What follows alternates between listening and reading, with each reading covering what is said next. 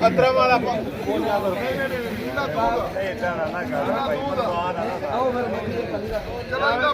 ਇਹਦਾ 55 ਦਿਨਾਂ ਕਿੰਨੀਆਂ ਦਾ ਕਰ ਇਹਦਾ 55 55 ਰੁਪਏ 55 ਉਹ ਤੂੰ ਤੇ ਕਾਸ਼ਫ ਸਾਈਡ ਤੇ ਹੋ ਉਹ ਕਾਸ਼ਫ 55 ਓਏ ਤੂੰ ਸ਼ਾ ਲੈਣੀ ਹੈ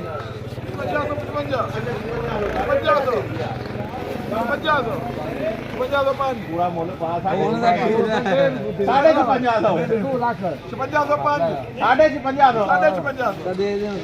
ਸਾਡੇ 55 ਜਾਏ ਆ ਜਾ ਦੇਖੋ 5560 ਲੈ ਹੋਰ ਦੱਸ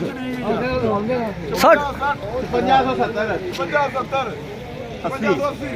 ਇਹਨਾਂ 10 ਬੋਰੀਆਂ ਦਾ ਮੈਨੂੰ ਕੀ ਹੋਣਾ 90 ਹੋਇਆ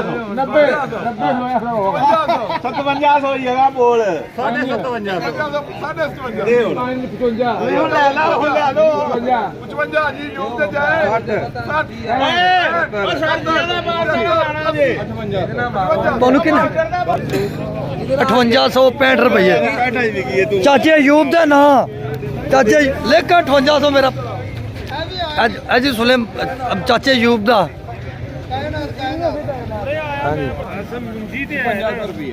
ਪੂਰਾ 5600 ਰੁਪਏ ਪੂਰਾ 56